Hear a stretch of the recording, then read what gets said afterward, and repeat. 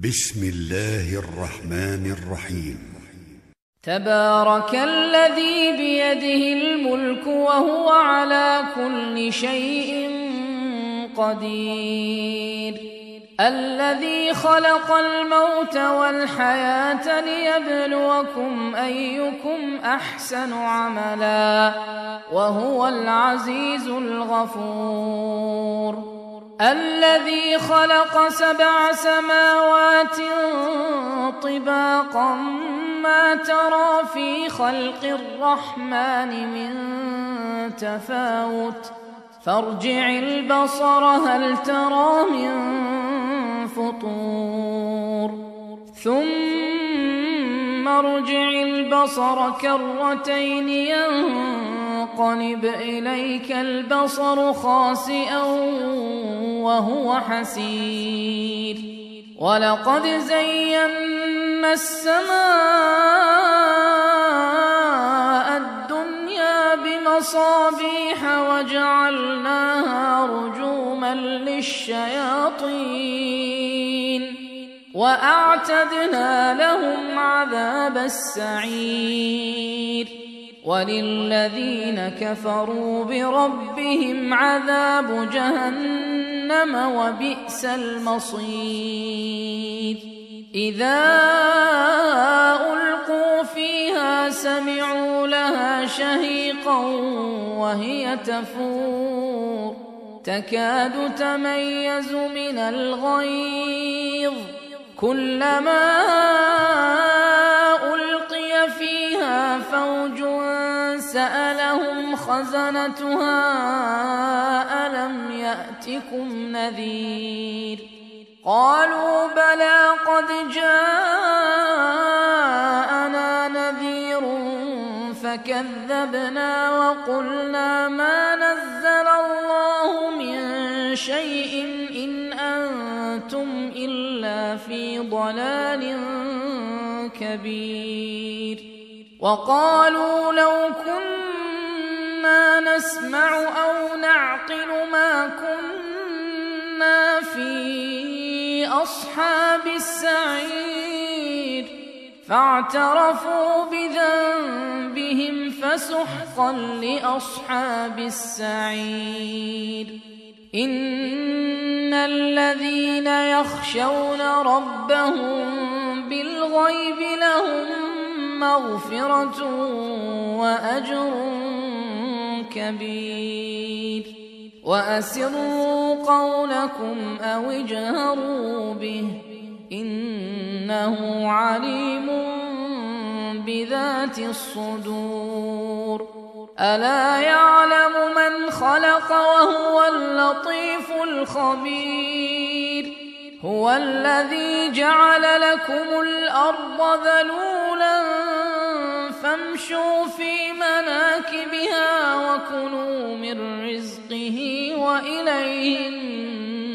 النشور. أأمنتم من في السماء أن يخسف بكم الأرض فإذا هي تمور، أم أمنتم من في السماء أن يرسل عليكم حاصبا فستعلمون كيف نذير، ولقد كذب الذين من قبلهم فكيف كان نكير، أولم يروا إلى الطير فوقهم صافات ويقبضن ما يمسكهن إلا الرحمن إنه بكل شيء بصير. أمن هذا الذي هو جند لكم ينصركم من دون الرحمن إن الكافرون إلا في غرور،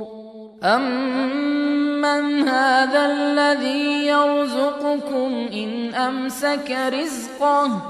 بل لجوا في عتو ونفور أفمن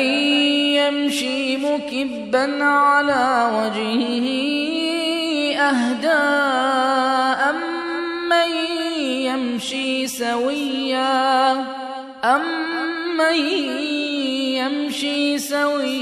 على صراط مستقيم قل هو الذي أنشأكم وجعل لكم السمع والأبصار والأفئدة قليلا ما تشكرون قل هو الذي ذرأكم في الأرض وإليه تحشرون ويقولون متى هذا الوعد إن كنتم صادقين قل إنما العلم عند الله وإنما أنا نذير مبين فلما رأوه زلفة سيئت وجوه الذين كفروا وقيل هذا الذي كنتم به تدعون قل أرأيتم إن أهلكني الله ومن